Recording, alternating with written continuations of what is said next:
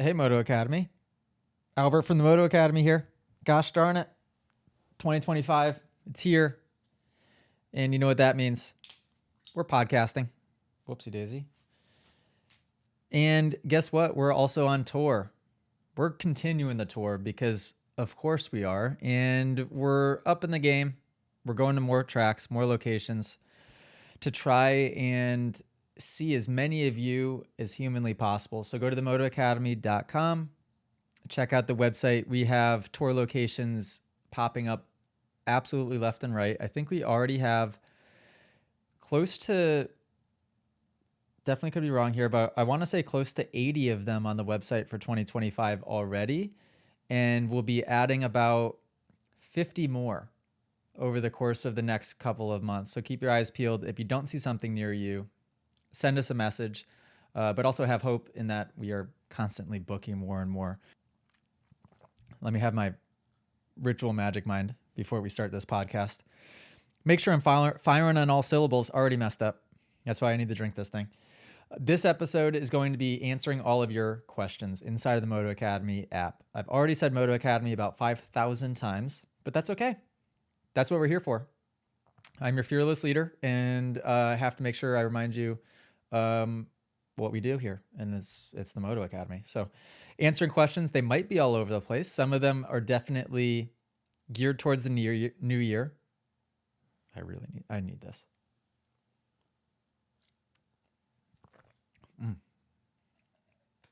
Pretty good. What does it have? Ashwagandha, turmeric, whole bunch of vitamins in there, different mushrooms as well for mental performance, less stress, calm energy. And I tell you what, on the podcast, this is perfect. This is exactly what I need because I kind of want that focus, that laser focus. And coffee doesn't do that for me. Coffee makes me feel jittery, and these are already hard enough to do single episodes or solo episodes by myself and to keep my mind on track. And the magic mind does seem to help with that a little bit. Okay, without further ado, I'm going to jump right in. Guys, if you aren't in the app yet, get in the app. It is so amazing. The community is outrageously cool.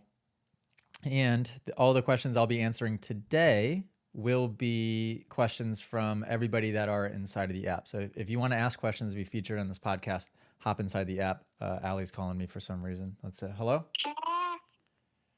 Millie? Am I not allowed to call you?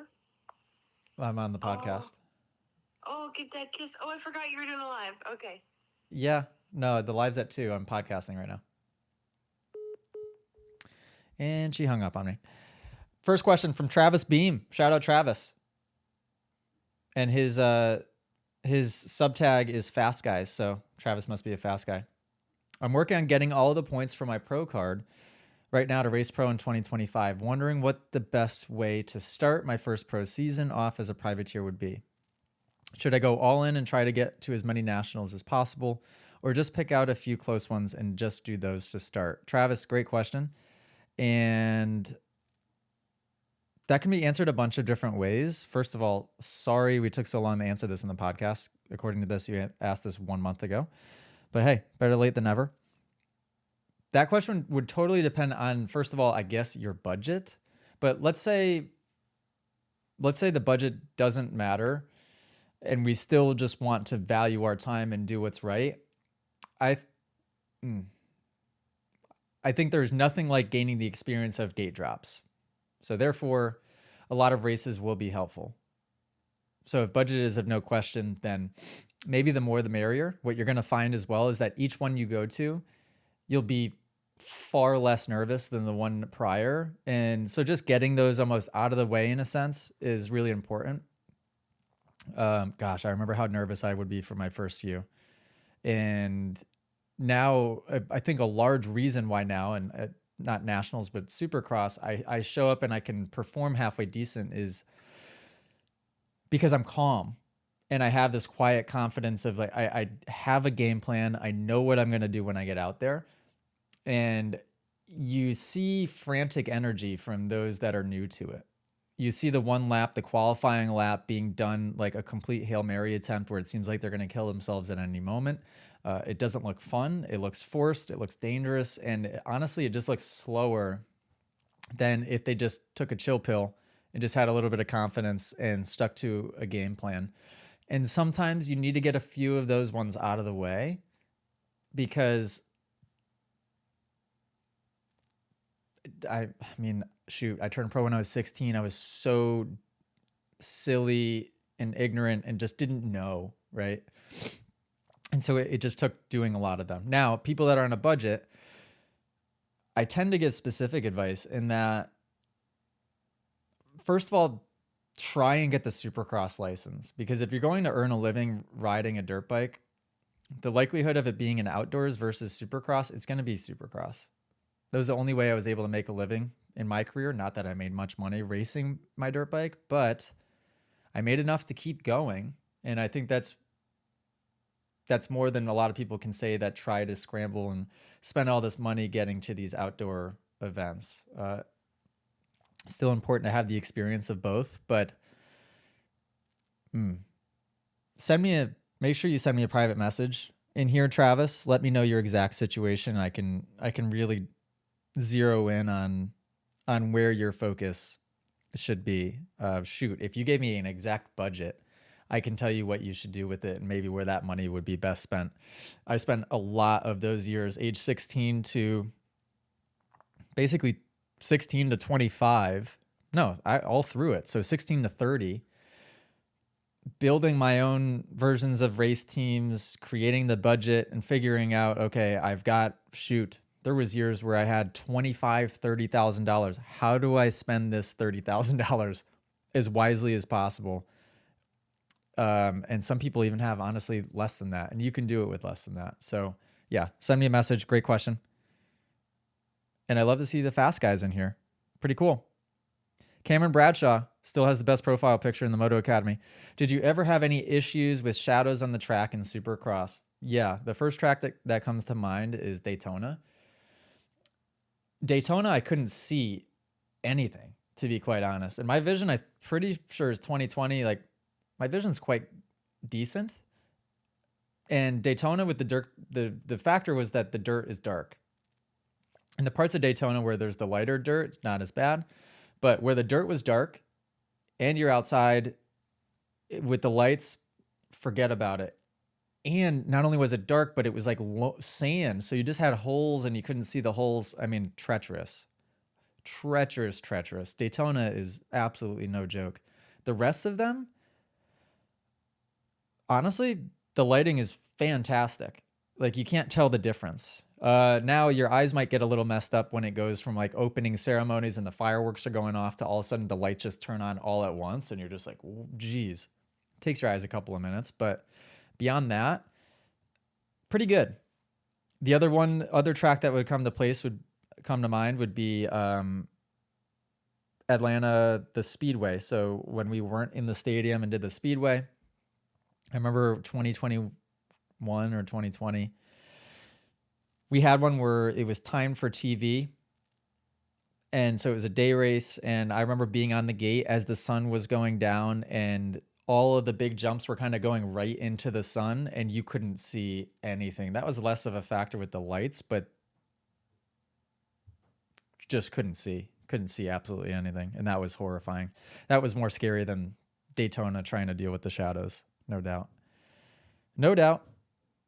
Justin Stuck, last trip winner, Jay Stuck. Hey, Jay, now that they're incorporating e-bikes into Arenacross, would you ever consider racing some events?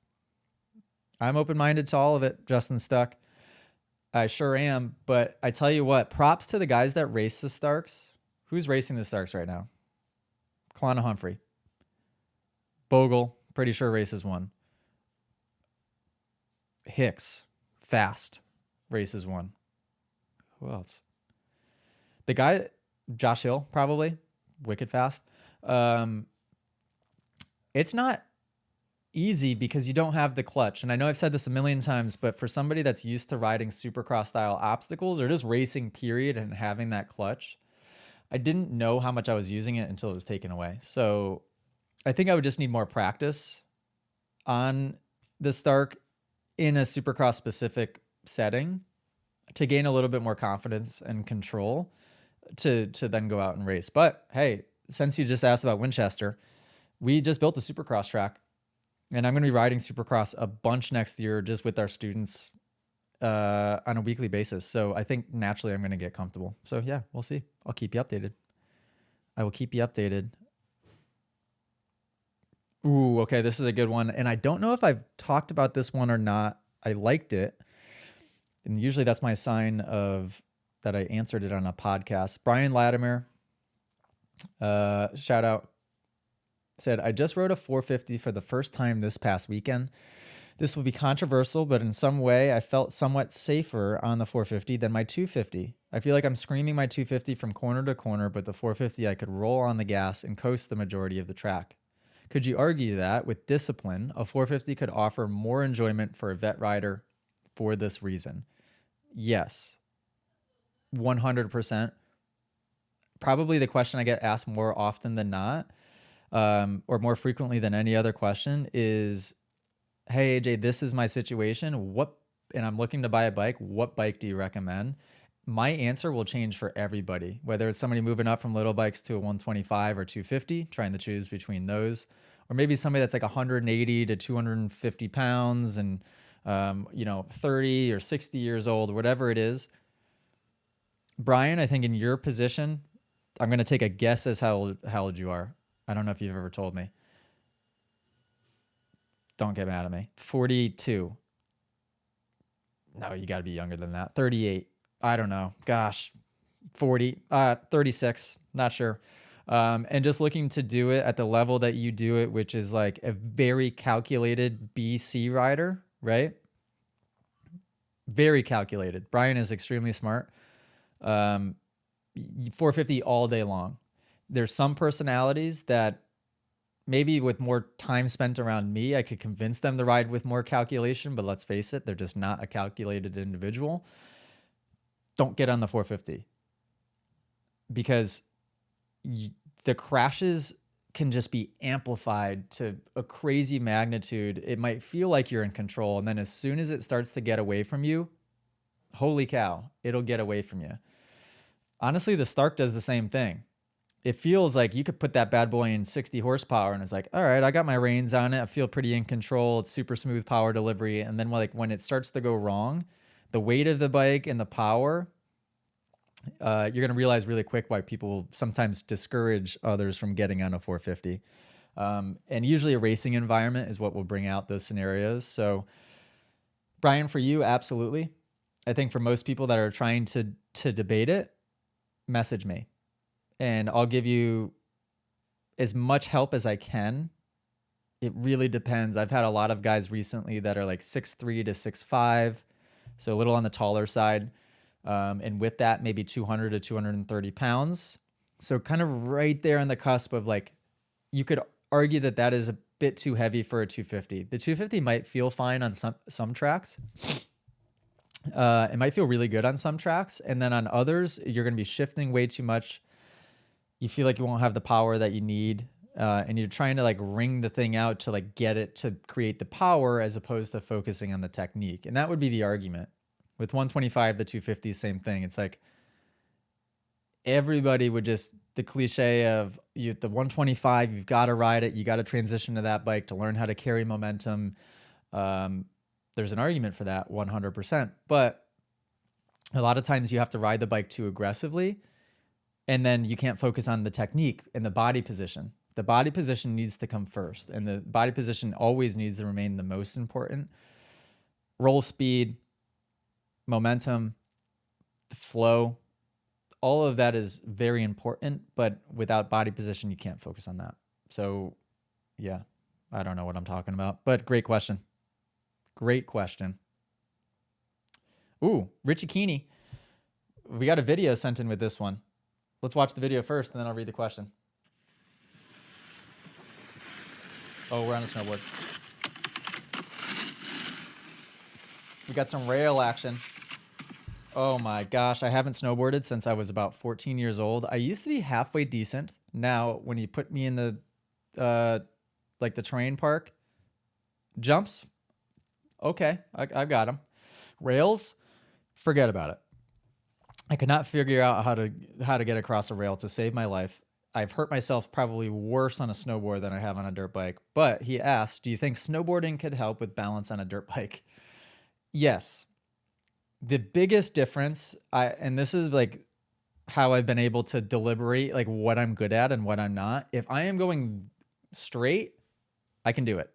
If I'm going not straight, skateboard, wakeboarding, snowboarding, I'm decent at snowboarding, but skateboarding, holy cow. If I'm going not straight, there's something about my body that always wants to turn and go straight. Well, because I'm used to riding a dirt bike and a bicycle. So I struggle with that. But balance, period, super important. I think just having wherewithal and knowledge of like where your body is going at certain times. If you do this, you have this little input, what is it going to do here?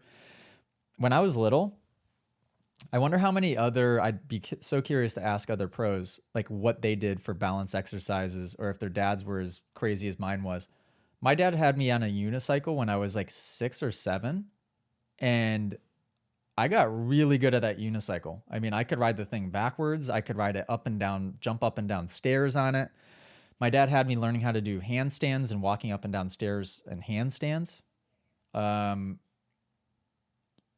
dad had me on like mini pocket bikes, street bikes. My dad had me on the world's craziest contraption of a pogo stick that I've ever seen. My dad was like creating like trampoline bikes for me that I was practicing my freestyle tricks on trampoline bikes. I'm probably missing half of the things, but bongo boards and all of these like different balance boards that he had in the basement. Like, there was like a ski thing where you would like slide, like skate side to side on it. Don't know if that was for balance. Oh, it was kind of balance. I've definitely wiped out on it numerous times. Every toy, every contraption, every like gimmicky type of thing, 100% my dad bought it. And I was practicing it. My dad would, I don't know if this is my dad thing or I just wanted to learn. I learned how to ride bicycles backwards sitting on the handlebars. So that was a good party trick. Yeah, and all of those things, I feel like I was into like parkour at one point, so I could do like run up a wall and do flips. I could backflip on flat ground or off too high of things, like backflip 360s. I was kind of pretty dialed in that sense. I can't even do a front somersault onto, like I tried to do it on the bed last night because Millie was on the bed, and I thought it would be funny if I just like did a front roll. And I about passed out. I got so dizzy from one front roll. I don't know if what's going on. I'm just that old, apparently. But yes, long-winded answer, Richie, is saying absolutely. Be careful on the snowboard. Wear a helmet. Do you have a helmet on in this video, especially doing rails? Snowboarding is a great way to smack your head. Yep, he's got a helmet on. All good. It all helps. It also helps just be a calculated individual, like assessing risk and just knowing how to make the right decision in a certain situation. I think it's important. Okay, let's see. These were all under a Jackson comment. And these might be all over the place, but that's okay. As long as you guys are cool with it. Evan Beecher, how did you come up with the idea of the Moto Academy? The idea of the Moto Academy came up as honestly a natural progression, but let's say it first actually started because I needed money when I was like 14 or 15. And somebody probably approached me with the idea of, hey, you're fast. Can you train my kid? And I was like, sure, great. Does that mean I can make X amount of dollars? Excellent.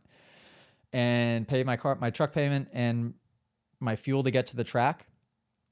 Absolutely, that's how it started. So, and I think a lot of things start that way. And like, I reflect back in the last 15 years of, wow, how was I able to make this happen? How did I do this? Like the amount of work that it took and the amount of just focused energy that it took.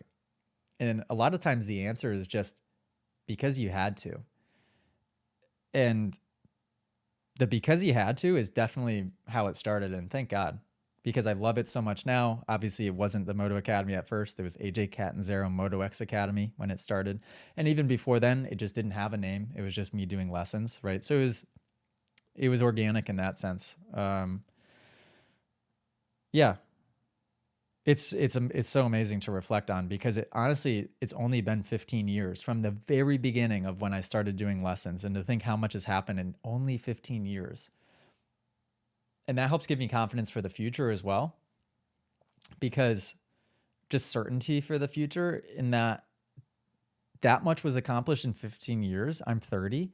If you were to fast forward 15 years from now at 45, still very young, how much more can be done before I'm 45? It's very exciting to me. Very exciting to me. Matthew Giffing, which track has the best scenic view? Oh, I like these questions. These are just literally all over the place, and I love it. Which track has the best scenic view? Oh boy, of course, when you ask the question, and I went to a track in Whistler this year, and why can't I even remember what it was called? It was awesome. It was sort of more in a valley, but you could see all the mountains, and it was quite beautiful. So that one was cool. Wow, I suck at this. I honestly, I can't think of. There are so many good ones. And guys, comment. What track has the best scenic view? I want to know. I'm all about the views. In fact, I think one of the classes that I did in Calgary, in Canada. The only reason I went there in the first place is because I saw a post on Instagram of somebody that was at Lake Louise near Banff. And I was like, whoa, that's absolutely beautiful. I need to go visit there. So then I found a track near there, which was Calgary. And I went to Calgary. So because of the views. So if you know some views, especially at the track. Well, actually, speaking of which, the views from Calgary are pretty cool, because you have the skyline. While you're riding the track, like the skyline of the city is right there. So that's a cool one. Comment. I want to hear it, and I'll go. Got to check it out. Next question. Mind Moto. Shout out Mind Moto. Happy New Year, your Mind Moto. What an OG. Love that guy. Love the whole family. What part of yourself will you be leaving behind in 2024, and what will you be looking to embrace in 2025?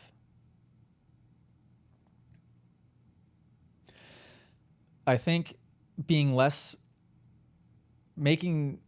selective on what I choose to improve upon. I think in 2024, maybe I use the excuse of gradualness, and that, like, okay, I'm improving, and I'm improving at one little thing at a time. And I would sort of use that to justify behavior that was staying stagnant, and certain personality traits that were staying stagnant. In 2025, I really want to continue to just transform in all of those little other areas that I was excusing myself from transforming before, because subconsciously, those are probably the areas that I need to do it the most in, because I've just kind of just been pushing them to the side. And in order to accomplish the goals that you want to accomplish, you have to become the person that would accomplish those goals. So you have to change, and you have to have that identity shift. And that can happen, and needs to happen, in every little aspect of your life. Every little aspect. And so 2025 for me will be the year of transforming more of the small things that maybe I excused as not being high priority. Because I attacked all the high priority items in 2024. Now we're attacking all the nitty gritty little things. Like a perfect example, biting my nails. I bite my nails on occasion. Have I ever admitted that on the podcast? I don't know. But would a high level person bite their nails? I don't think so. Would a really present individual, somebody that's like super conscious, really paying attention, bite their nails? I don't think so. I think a space cadet, a nervous Nelly, somebody that's thinking about the future, somebody that's not where they are, that's the type of person that bites their nails. So why would I bite my nails? Gosh darn it, I bit my nails so much this morning already. But you know what? I'm not gonna anymore. And how you do one thing is how you do everything. And why would I bite my nails if I'm trying to transform everything? Yeah. Well, there you have it. There you have it. Big BP. Shout out Big BP. Are there any plans for satellite TMA locations or classes working with local pros? Say every 200 miles, there would be a TMA coach hosting a class once a month or more frequently at a lower price. I thought about this a lot, like doing a accreditation or a, what's the word I'm looking for here? Not a certificate. Oh boy.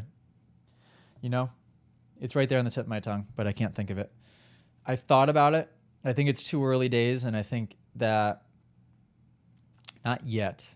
I really want to make sure that any coach is really firing on all syllables at the level that I would expect a Moto Academy coach to be firing on. What will really help with that, since you asked about Winchester, is having a home base where I can hone the skills of our coaches on a weekly basis. Right now, it's very difficult because our coaches in the past, like Mitchell, for example, has had to learn on the fly at the tour dates trying to travel the country. So in a month, you might have 1 or 2 chances to get your feet wet teaching the students. And me being there, and a lot of times when I'm there with the group split and I'm not with the coach, so I can't oversee them, makes it very difficult to train somebody. So having the home base to have me be the coach of the coaches, that will be the next step that we need to be able to have multiple coaches at the level that I would expect them to be at to match our brand. And that's super, super, super important to me. I think that's why Moto Academy has part of why we become what we have. I think the community is a giant aspect of it, but I also believe, and not that it's a competition, I just believe that we have the best coaching available in the world. And that was my goal when we started this, was to become the best coach in the world. And not that that is relevant, because it's not a competition, and any good coach is a huge asset because they are helping the community get better. They're all needed. But I wanted to be what everybody, if somebody wanted to be a coach, they looked at me or not me, they looked at the Moto Academy as that golden standard. So hopefully that makes sense. Shake and Blake. Shout out Shake and Blake family. As a family, we are all setting goals for the new year. I would love AJ's advice on what would be some good goals for me for the year based on my riding progress. Shake and Blake, 2024 was the year for him going from the 50 to the 65. So I would say 2025 is just a big year of gaining more confidence on the 65 with the clutch, with the shifting, and maybe scenarios. And you've been thrown into some crazy, uncomfortable scenarios, but keep putting yourself in those uncomfortable situations. Ride the sandy tracks, ride the really tracks with steep elevation change, all of the things that make it difficult for you when you're first getting on that 65. But this should be the year where you really master gear selection, you master that clutch control. And so we can start focusing on other things, and then you're off to the races. Because once you do that and we can start to get back to focusing on body position again, I can't wait, because things escalate quickly when you're that age. Before we know it, you'll be on an 85 Super Mini big bike. It won't take long. Sorry, Mom. And yeah, but first we got to get gear selection and clutch control properly mastered. Would be a good goal for your Michigan. So quarter 1 would be January, February, March. By quarter 2, that would give you April, May, June. Still a little early, but we can master it by the end of June. I have faith in you. The Real GP. So many OGs asking these questions. You guys are awesome. What are some daily practices you employ to stay focused on the process of achieving your goals? We're going to talk about this in the live stream today. If you guys aren't in the app, get in the app, join the live streams. They're awesome events. You guys can hop in with me, have conversations with me. And they're just a good time for us to all get together and to learn and grow and chat.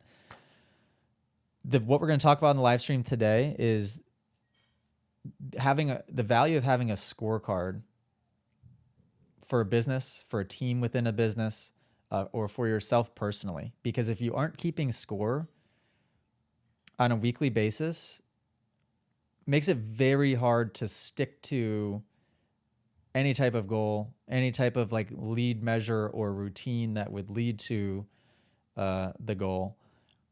Create a scorecard for yourself. And the way you can do that, and I hope I don't bore you guys with this answer, I'm going to say it quickly. The way you can do that is figure out what that annual goal is. Figure out then what your Q1 goal is. That's what we call in our business a rock. And you can have 2 or 3 of them. And once you figure out what those are, then you need to boil that number measurable down to what do I need to accomplish in this week. So let's make an example. If your goal in Q1, so the first 3 months of the year, was to lose 15 pounds, okay, that means that each week you would have to lose, let's do some math here.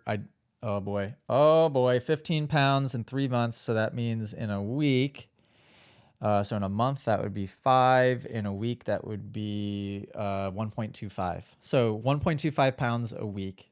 That's your scorecard item. That's your target for each week, 1.25. Now, what do I have to do each week to be able to stay on top of myself to lose that 1.25 pounds each week? I have to exercise regularly.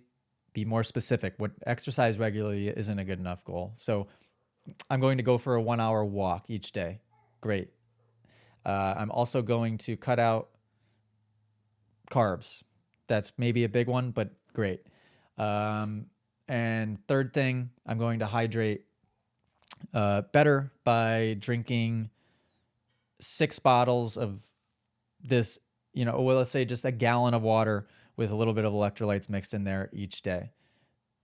Great. And then that becomes your routine. You're able to track the effectiveness of that routine by keeping score on the scorecard each week.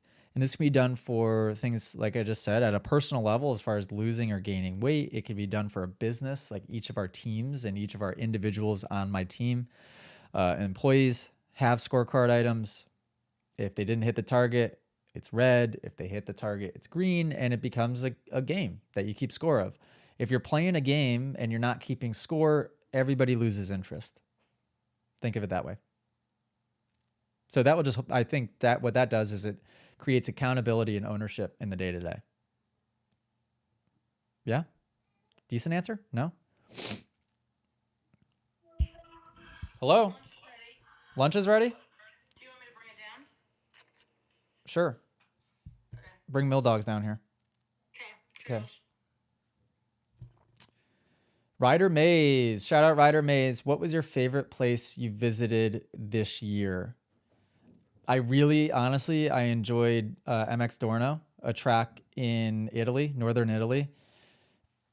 The way they prepped it, the dirt, the layout of that track, the people there, I had such a blast. It's hard to pick one because there were so many, but that one comes right to the top of my head of what an amazing place. I can't wait to go back.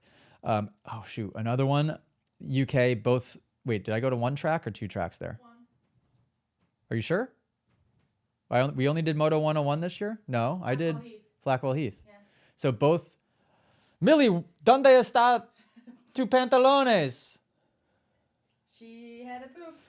She pooped it? She flooped. Oh my gosh. Good job, Millie. Miss you. All right, I'm going to be done in 5 minutes. Bye-bye. Enjoy your lunch. So yeah, the UK was awesome too. We enjoy our time there, and the people were just amazing. So it's always a combination of like the place and the people. I think the people are what really elevate it. Brucey Diesel, we'll end it with this question because there are too many to answer, and you guys are amazing. And 34 minutes. So I don't know. Let me know. I think you guys really liked the shorter episodes before, and I have to do a live stream starting at 2, which is in 20 minutes for me. So I need to eat my lunch before then. Brucey Diesel said, how do you decide which side of the family you visit during the holidays? Or does it just work itself out organically? That's not always easy. So for Christmas, we have been home spending time. Now, this is the hard part because we not only have my side of the family and Allie's side of the family, my parents are divorced. So you've got my dad's side and my mom's side. And then you also have Allie's mom's side. and Allie's dad's side. So you got 4 sides of the family you've got to try and hit. So we usually try and hit, let's say, my family for one of the big holidays, like Christmas. We'll hit my dad's side and my mom's side, maybe Christmas Eve. And then for like Thanksgiving, we'll try and snag both Allie's mom's side and Allie's dad's side. It's very difficult, especially now having our own family with little unit upstairs. Yeah, that's hard. That's hard. And I look forward to having us all be a big unit together and growing our family. Having 10 kids is the plan. Just kidding. We don't know that, but that'd be funny. That'd be fun. And then them having their kids and all of us just kind of living together to make it easy. Doesn't that sound nice? Does that sound chaotic? How does that sound to you guys? That's our plan. Okay, I'm going to eat. What am I having for lunch, you ask? These are organic, gluten-free chicken nugs from Whole Foods. Delish. Very good. We got 1, 2, 3, 4, 5, 6 nugs on here. And then we've got pepper. Red pepper? Is that what this is? Don't know. And then we've got some type of ranch dressing. Dipping it all in ranch. Yeah. So that's what we're working with. Okay, guys, you're awesome. 37 minutes. We've done it. Let me know. Give me some feedback. Do you hate these? Do you love them? Moto Academy podcast. #1 podcast in the world, by the way. Okay. Toodaloo. Oh. Already got the ranch on me.